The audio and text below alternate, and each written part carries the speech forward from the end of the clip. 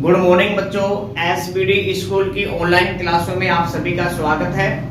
तो हम 12th class agriculture chemistry का हमने चैप्टर नंबर 1 स्टार्ट कर रखा था, जिसका नाम था मृदा, खनिज और चट्टानों का अपचयन और मृदा का निर्माण। इससे पहले हमने कुछ टॉपिक्स पढ़ चुके हैं।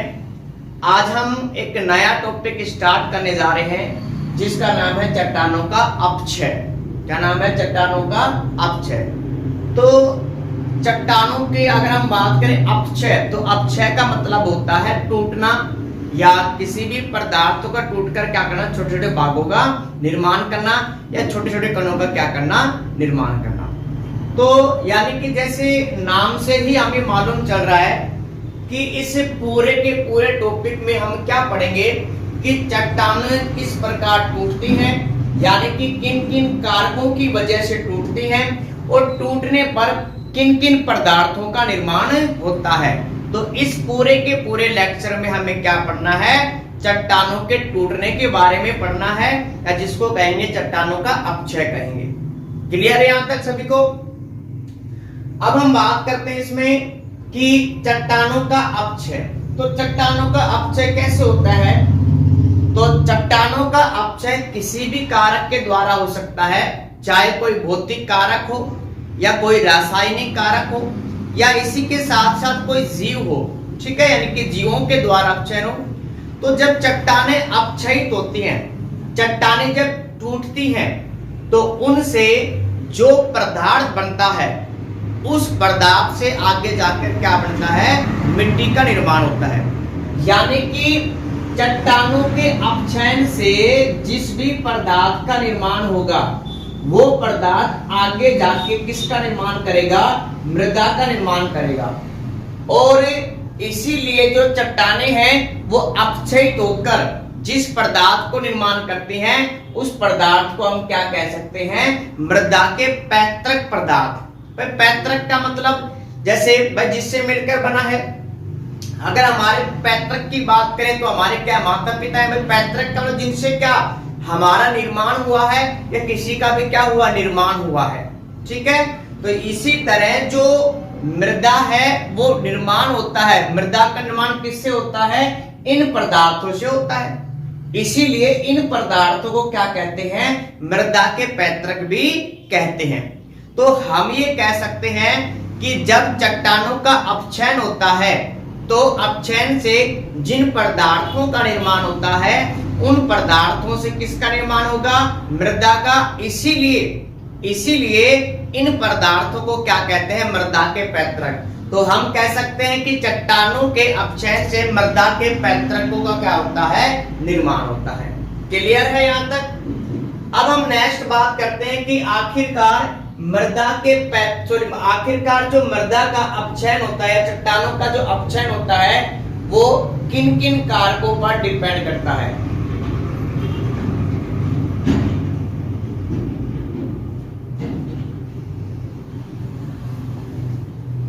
अब हम नेक्स्ट पढ़ेंगे कि चट्टानों का अपक्षयन किन किन कारकों की वजह से होता है। तो चट्टानों का अपक्षयन 3 प्रकार से होता है। एक होता है भौतिक अपक्षयन होता है, एक दूसरा होता है रासायनिक अपक्षयन होता है, और नेक्स्ट जो हमारे पास थर्ड है वो क्या होता है? जीवों के द्वारा अपक्षयन होता है, ठीक है। तो जो चट्टानें होती हैं उनका अपक्षय कितने प्रकार का होता है? 3 प्रकार का। कौन कौन सा? भौतिक, रासायनिक और जीवों के द्वारा अपक्षय। इसमें क्लियर है? अब जैसे नाम से ही यहाँ पे मालूम चल रहा है भौतिक, मतलब जब चट्टानों का अपक्षय किसी भौतिक कारक की उपस्थिति में। भौतिक कारक का मतलब क्या हो सकता है भाई? वायु हो सकती है, ठीक है, सूर्य का प्रकाश हो सकता है, जो वर्षा का जल है वो हो सकता है, इसी तरह जो बर्फ के पहाड़ हैं वो हो सकते हैं, या इसी के साथ जो बर्फ होती है, ये सारे के सारे क्या करते हैं? बाह्य कारक में आते हैं। और जब इनके द्वारा चट्टानों का अपक्षयन होगा तो उसको हम क्या कहेंगे? भौतिक अपक्षय कहेंगे। क्लियर है? सेकंड क्या है भाई? रासायनिक अपक्षय। अब नाम से मालूम चल, रासायनिक का मतलब भाई क्या कि इसमें कोई ना कोई क्या होगी? क्रिया होगी, क्या होगी इसमें भाई, कोई ना कोई क्रिया होगी, और क्रिया होने के द्वारा या होने से जो हमारे पास चट्टाने होते हैं उनका क्या होगा, अपचयन होगा। नाम से ही मालूम चल रहा है इसमें। अब नेक्स्ट क्या है, जीवों के द्वारा अपचयन। तो जीवों के नाम से ही मालूम चल रहा है कि अब की बार जो मृदा चट्टानों का अपचयन का कार्य कौन करेगा, जीव करेंगे। तो जो हमारे पास चट्टानों का अपक्षय है वो 3 प्रकार का होता है। कौन कौन सा है, भौतिक अपक्षय, रासायनिक अपक्षय और जीवों का द्वारा अपक्षय। फर्स्ट हम स्टार्ट करते हैं भौतिक अपक्षय। तो सबसे पहले जो भौतिक अपक्षय है इसको यांत्रिक अपक्षय भी कहते हैं। ठीक है, यांत्रिक अपक्षय का मतलब यहाँ पे कोई भी बाह्य कारक काम करेगा, ध्यान रखना। ठीक है, क्या कहते हैं, यांत्रिक अपक्षय भी कहते हैं। अब यहाँ पे इन चट्टानों पे अपक्षयन करने के लिए जो भी फोर्स या जो भी शक्ति का यूज करते हैं वो शक्ति कैसी होती है, भौतिक शक्ति होती है या बाह्य शक्ति होती है। बाह्य शक्ति का मतलब क्या है भाई, बाहर से लगने वाला जो बल होता है। मतलब जैसे चट्टाने हैं और इन चट्टानों के ऊपर कोई भी बाह्य बल लगाएंगे तो उसको ही तो क्या कहेंगे, भौतिक शक्ति कहेंगे। तो जो हमारे पास भौतिक अपक्षय है ये किसके द्वारा होता है, भौतिक शक्तियों के द्वारा होता है। अब भौतिक शक्ति क्या क्या हो सकती है भाई, ताप हो सकता है, दाब हो सकता है, इसी के साथ साथ सूर्य का प्रकाश हो सकता है, और नेक्स्ट वर्षा का जल। तो ये सारे क्या है, भौतिक अपक्षय है, यानी कि भौतिक शक्तियां हैं। तो अगर इन भौतिक शक्तियों के द्वारा अपक्षय होता है, इसीलिए हम ये कह सकते हैं कि भौतिक अपक्षय किसके द्वारा होता है, भौतिक शक्तियों के द्वारा होगा। क्लियर है। अब ये भौतिक शक्तियां कौन कौन सी है भाई, ताप, अगर ताप के द्वारा अपक्षय होगा इसमें। नेक्स्ट दूसरा क्या, जल के द्वारा अपक्षय होगा इसमें, वायु, बर्फ के द्वारा और हिम जल के द्वारा। तो ये जितने भी हमारे पास जो एग्जाम्पल हैं, जो कारक हैं, ये सारे के सारे क्या है हमारे पास में भौतिक शक्तियां हैं। अब सबसे फर्स्ट हम कारक या भौतिक शक्ति स्टार्ट करने जा रहे हैं और वो भौतिक शक्ति है ताप के द्वारा। ये आपने 10th क्लास में भी डिस्कस किया था अगर आपको ध्यान होता है तो। भाई ताप के द्वारा क्या होता है, जैसे चट्टाने होती हैं, जब वहां पे सूर्य का प्रकाश पड़ता है तो चट्टानों की जो ऊपरी परत होती है वो क्या होती है, गर्म होती है, और गर्म होकर क्या करती है, वो फैलना स्टार्ट कर देती है। यानी कि जो चट्टाने हैं जब उनके ऊपर सूर्य का प्रकाश पड़ेगा तो चट्टाने क्या होती है, फैलना स्टार्ट कर देती है। रात्रि के समय जब सूर्य का प्रकाश नहीं होगा तो उस समय चट्टाने क्या हो जाएंगी, ठंडी हो जाएंगी। जब चट्टाने ठंडी होंगी तो क्या करेंगी, सिकुड़ जाएंगी। तो ये जो प्रक्रिया है ये बार बार चलती रहती है, यानी कि चट्टाने ताप के द्वारा फैलेगी, ताप नहीं होगा तो सिकुड़ जाएंगी। तो ये प्रोसेस बार बार चलती रहती है, जिसकी वजह से जो चट्टाने होती है वो चटक जाती हैं। क्या वजह इसमें, चट्टाने क्या होती है, चटक जाती हैं, और चट्टानों के चटकने के बाद जो चट्टान है वो छोटे छोटे कणों में क्या होती है, परिवर्तित हो जाती है। तो इसी तरह ताप के द्वारा क्या होता है, चट्टानों का अपक्षय होता है।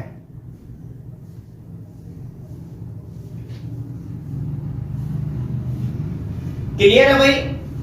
नेक्स्ट हमारे पास है जल के द्वारा। तो जैसे जल का जो बहाव होता है, यानी कि जब जल तेजी से प्रवाह करता है, तेजी से बहता है, तेजी से गति करता है, तो उसके सामने आने वाले जो चट्टाने होती हैं उन पे क्या डालता है, दाब डालता है।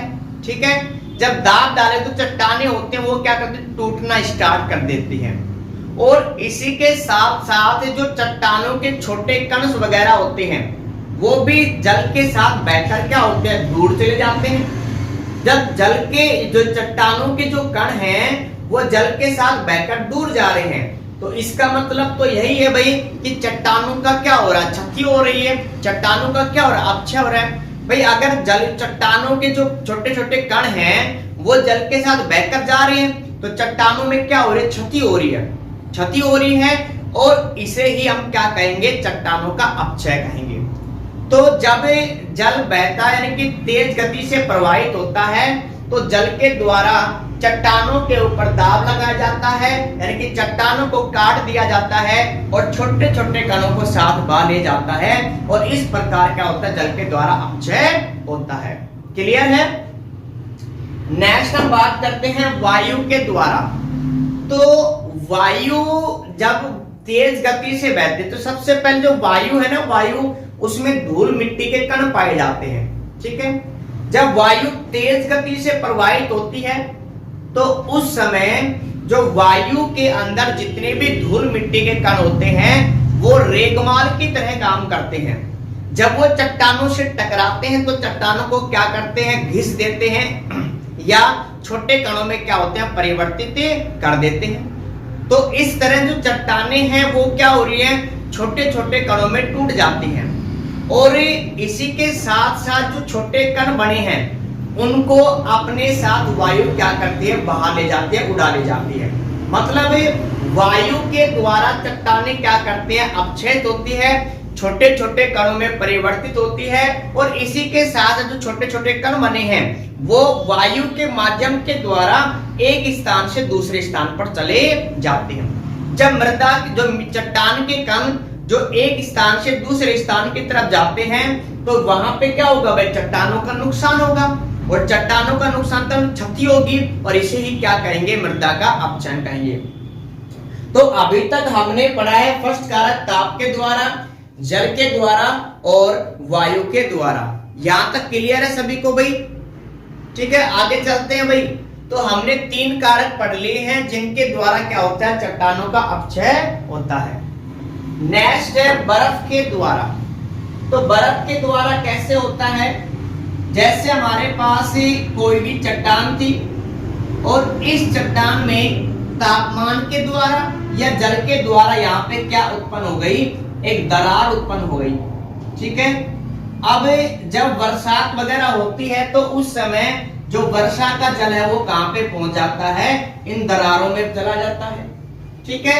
जब इन दरारों में चला जाता है तो जैसे ठंड का मौसम आता है, तापमान में कमी होती है तो जल क्या करेगी, बर्फ में बदल जाएगी। जब जल बर्फ में बदलती है तो उसका आयतन क्या होता है, बढ़ जाता है। जब बर्फ जल में क्या होती है, परिवर्तित होती है, बदलती है तो उसका आयतन क्या होता है, बढ़ जाता है। भाई ऐसा क्यों होता है, क्योंकि जब जल के अणु आपस में जुड़ते हैं ना तो उनके बीच में क्या होता है, रिक्त स्थान बढ़ जाता है वहां पे, इसीलिए बर्फ का आयतन क्या होता है, बढ़ गया। जब यहाँ पे बर्फ का आयतन बढ़ गया तो ये जो बर्फ है ये इन दीवारों के ऊपर क्या डालेगी, दाब डालेगी। चट्टानों पर क्या डालेगी, दाब डालेगी। जब चट्टानों के ऊपर दाब डालती है तो चट्टानें क्या होती है, चटक जाती है, टूट जाती है, छोटे छोटे कणों में क्या होती है, बिखर जाती है। क्लियर है। तो यहां से बर्फ के द्वारा यानी कि जब वर्षा का जो जल है वो चट्टानों की दरारों में चला जाता है। जब ठंडा मौसम आता है या शीतकालीन का मौसम आता है तो उस समय जो वर्षा का जल है वो क्या होता है, बर्फ में बदल जाएगा और बर्फ में बदलने की वजह से उसका आयतन कितना % बढ़ जाएगा, ध्यान रखना 9%। यानी कि जो जल है उसका 9% आयतन उसका बढ़ जाएगा। मतलब पहले की तुलना में आयतन कितना बढ़ जाएगा, 9% बढ़ जाता है और इसीलिए चट्टानें क्या होती है, चटक जाती हैं, टूट जाती हैं। क्लियर है यहां तक? नेक्स्ट है हिम जल के द्वारा।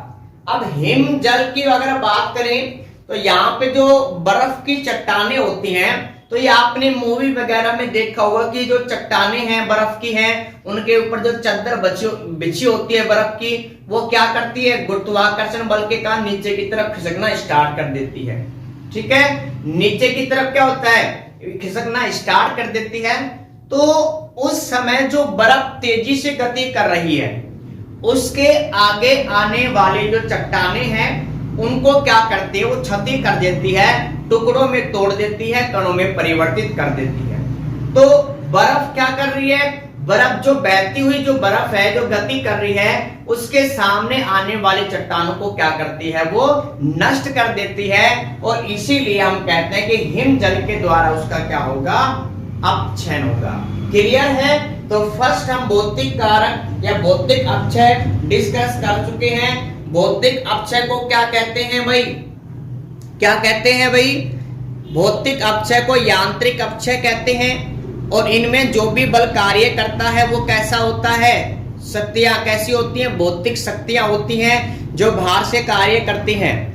कौन कौन से होती हैं? ताप के द्वारा, जल द्वारा, वायु द्वारा, बर्फ के द्वारा और हिमजल के द्वारा। क्लियर है यहां तक भाई? ठीक है। अब हम नेक्स्ट स्टार्ट कर रहे हैं रासायनिक अपक्षय। नाम से ही मालूम चल रहा है कि रासायनिक मतलब कोई ना कोई इसके अंदर रासायनिक अभिक्रिया होगी और रासायनिक अभिक्रिया के द्वारा इन चट्टानों का क्या हो जाएगा? अपक्षय हो जाता है। और एक बात और ध्यान रखना आप इस चीज को, जब कोई भी रासायनिक अभिक्रिया होती है ना, तो जो चट्टानों के जो घटक हैं यानी कि जो खनिज वगैरह हैं उनके गुणों में भी क्या हो जाएगा? परिवर्तन हो जाता है। क्यों? क्योंकि रासायनिक जब अभिक्रिया कभी भी होती है तो पदार्थों के रासायनिक गुणों में या हम कह सकते हैं रासायनिक संगठन में क्या होता है? परिवर्तन हो जाता है। जैसे एग्जाम्पल की बात करें, अगर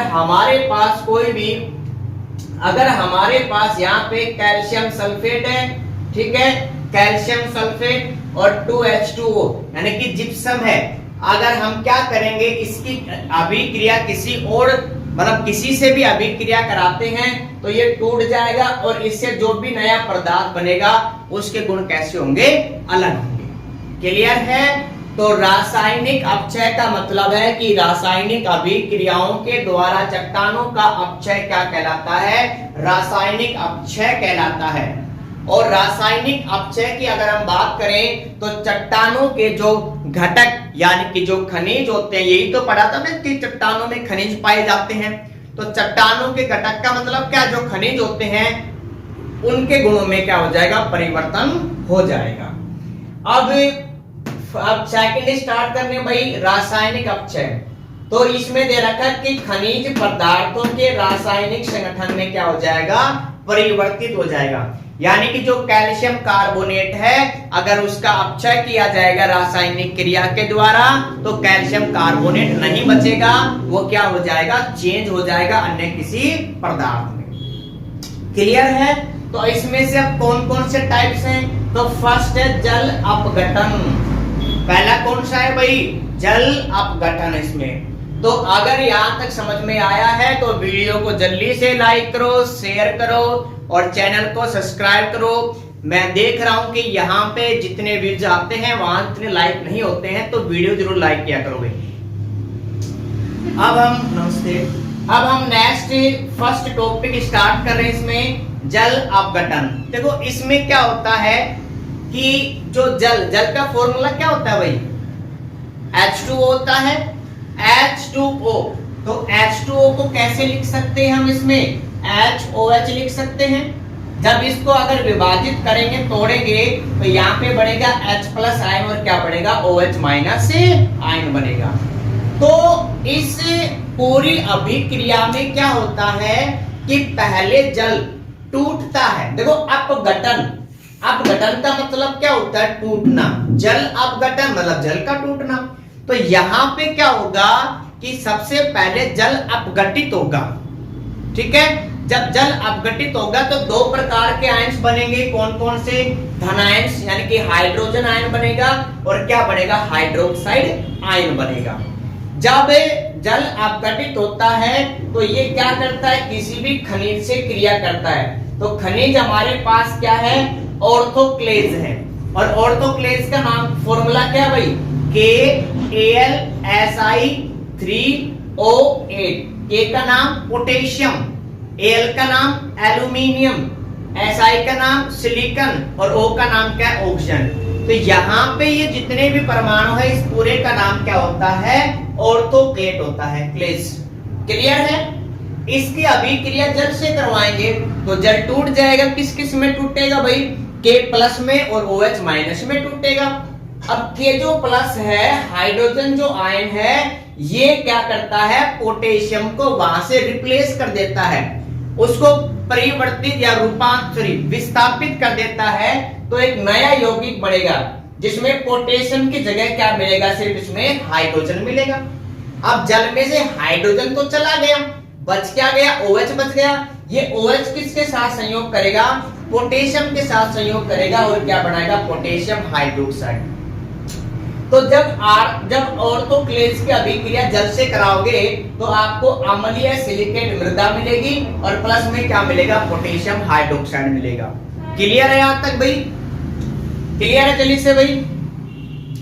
तो फर्स्ट हम पढ़ चुके हैं जल अपघटन, नेक्स्ट पढ़ेंगे जल योजन। तो योजन का मतलब क्या होता है, जुड़ना।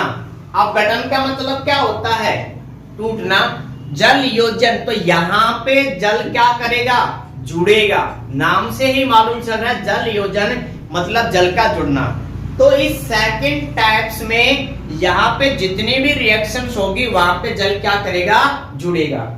जैसे यहां पे हम बात करें Fe2O3, जो हमारे पास Fe2O3 है, यहाँ पे जो फेरिक ऑक्साइड है ये इसमें जल के अणु जुड़ेंगे तो क्या बन जाएगा, Fe2O3 3H2। तो यहाँ पे क्या हो गया, जल के अणु जुड़ गए। इसी तरह कैल्शियम CaSO4 का नाम क्या होता है, कैल्शियम सल्फेट होता है। जब कैल्शियम सल्फेट के साथ अगर दो अणु जल के जुड़ जाएंगे तो क्या बनेगा, CaSO4 2H2O, जिसका नाम क्या होता है, जिप्सम। क्या नाम होता है, जिप्सम। तो कैल्शियम सल्फेट के साथ अगर दो जल के अणु जुड़ जाते हैं तो एक नया पदार्थ बनता है जिसको क्या कहेंगे, जिप्सम।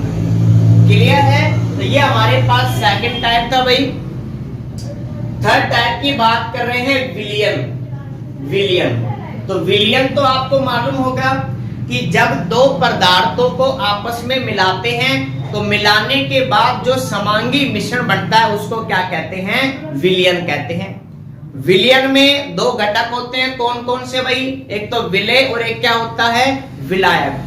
विलेय की मात्रा कैसी होती है, कम, जबकि विलायक की मात्रा कैसी होती है, ज्यादा होती है। तो यहाँ पे जो जल है वो किसका काम करेगा, विलायक का काम करेगा, ध्यान रखना। मतलब जो जल, इसमें जो भी खनिज पदार्थ वो किस में घुलेंगे, जल में घुलेंगे, ध्यान रखना। ठीक है। तो यहाँ पे जो जल और खनिज पदार्थ आपस में, अब विलेय का मतलब जो पदार्थ घोलते हैं तो वो कौन कौन हो सकते हैं, CO2 हो सकता है, कोई भी कार्बनिक पदार्थ हो सकता है और अकार्बनिक पदार्थ हो सकता है, ऊपर वाला। ठीक है। तो भाई क्या क्या हो सकते हैं, CO2 है, कार्बनिक और अकार्बनिक पदार्थ। जब कोई भी खनिज पदार्थ जल में घुलता है तो जल में घुलने के बाद वो अपने मूल पदार्थों में क्या होता है, परिवर्तित हो जाता है। जैसे एग्जाम्पल क्या है, NaCl का नाम क्या है पुष्पा, NaCl का नाम सोडियम क्लोराइड है। अगर सोडियम क्लोराइड को जल में घोलेंगे तो क्या बनेगा, ये आयनों में टूट जाएगा। क्या क्या बनेंगे, एक तो Na+ सोडियम आयन बनेगा, क्लोराइड आयन बनेगा और प्लस जल तो रहेगा हमारे पास में। तो यहाँ पे जो NaCl खनिज पदार्थ है ये क्या करेगा, उसमें घुल जाएगा जल में और जल में घुलकर आयनों में टूट जाएगा। अब नेक्स्ट हमारे पास फोर्थ है ऑक्सीकरण। देखो ऑक्सीकरण और अपचयन क्या होते हैं, ये आपने छोटी क्लास में पढ़ा था कि ऑक्सीजन का जुड़ना क्या कहलाता है, ऑक्सीकरण। क्या कहलाता है, ऑक्सीकरण। और ऑक्सीजन का निकलना क्या कहलाता है, अपचयन कहलाता है। भाई हाइड्रोजन के आधार पे भी हमने पढ़ा था कि हाइड्रोजन का जुड़ना निकलना, लेकिन फिलहाल हम डिस्कस कर रहे हैं ऑक्सीजन के आधार पे। ठीक है। अगर किसी भी पदार्थ में ऑक्सीजन जुड़ेगा तो हम कहेंगे उसका ऑक्सीकरण हुआ है, अगर ऑक्सीजन निकला है तो कहेंगे क्या, उसका अपचयन हुआ है। तो नाम से मालूम चल रहा है ऑक्सीकरण मतलब यहाँ पे खनिज पदार्थों के साथ क्या जुड़ेगा, ऑक्सीजन जुड़ेगा। तो जैसे हमारे पास FeO है, फेरस ऑक्साइड के साथ अगर ऑक्सीजन जुड़ जाएगा तो क्या बढ़ेगा, फेरिक ऑक्साइड बढ़ेगा। क्लियर है। इसी के साथ जब ऑक्सीकरण होता है तो यहाँ पे जो भी हमारे पास पदार्थ उसका आयतन क्या हो जाएगा, बढ़ जाएगा। जब आयतन बढ़ जाएगा तो यहाँ पे घुलनशीलता क्या होती है, बढ़ती है। अब नेक्स्ट है अपचयन। अपचयन नाम से ही मालूम चल रहा है, अपचयन का मतलब क्या, ऑक्सीजन का निकलना। ठीक है। तो मतलब इस प्रकार की अभिक्रिया में क्या होगा, जो खनिज पदार्थ है उसमें से ऑक्सीजन निकल जाएगा। भाई अगर ऑक्सीजन की बात करें तो ऑक्सीजन में जुड़ रहा था, जैसे क्या था भाई, फेरस ऑक्साइड में से क्या जुड़ रहा था, ऑक्सीजन क्या बनता, फेरिक ऑक्साइड बन रहा था यहाँ पे। अब इसका उल्टा कर दो भाई, फेरिक ऑक्साइड से क्या निकाल दो, ऑक्सीजन निकाल दो, तो क्या बढ़ जाएगा, फेरस ऑक्साइड। तो हमें यहाँ पे दो जो टाइप पढ़े हैं वो ऑक्सीजन के आधार पे पढ़े हैं, ऑक्सीकरण और अपचयन पे। क्लियर है? तो नंबर 4 क्या था, ऑक्सीकरण, नंबर 5 क्या था, अपचयन। नेक्स्ट है कार्बोनीकरण। कार्बोनीकरण, इसमें क्या होता है कि जो कार्बन डाइऑक्साइड है वो अन्य खनिज पदार्थों के साथ क्या हो जाएगा, जुड़ जाता है। तो क्या होगा इसमें कि कार्बन डाइऑक्साइड अन्य खनिज पदार्थों से जुड़ जाएगा इसमें। जैसे एग्जांपल, कार्बन डाइऑक्साइड जल के साथ संयोग करता है तो क्या बनता है, कार्बनिक अम्ल बनता है। इसी तरह कैल्शियम कार्बोनेट, अगर ये H2CO3 यानी कि कार्बनिक अम्ल के साथ जुड़ता है तो क्या बनेगा, CaHCO3। Ca का नाम क्या होता है, कैल्शियम, H का नाम क्या होता है, हाइड्रोजन, और CO3 का नाम क्या होता है, कार्बोनेट। तो पूरा नाम क्या हो गया, कैल्शियम बाई कार्बोनेट। क्लियर है? अब हमारे पास एक लास्ट टॉपिक बच गया जीओ के द्वारा अपघटन, जिसको नेक्स्ट क्लास में क्या करेंगे, डिस्कस करेंगे। तो चट्टानों का अपक्षय पढ़ा हमने। चट्टानों के अपक्षय से मृदा के पैतृक पदार्थों का निर्माण होता है। चट्टानों का अपक्षय कितने प्रकार का होता है, 3 प्रकार का, भौतिक, रासायनिक और जैव। क्लियर है? और भौतिक में हमने पढ़ चुके हैं, इसमें ताप, जल, वायु, बर्फ और हिमजल इसमें, और इसी के साथ साथ हमने डिस्कस किया है रासायनिक अपक्षय। ठीक है बेटा?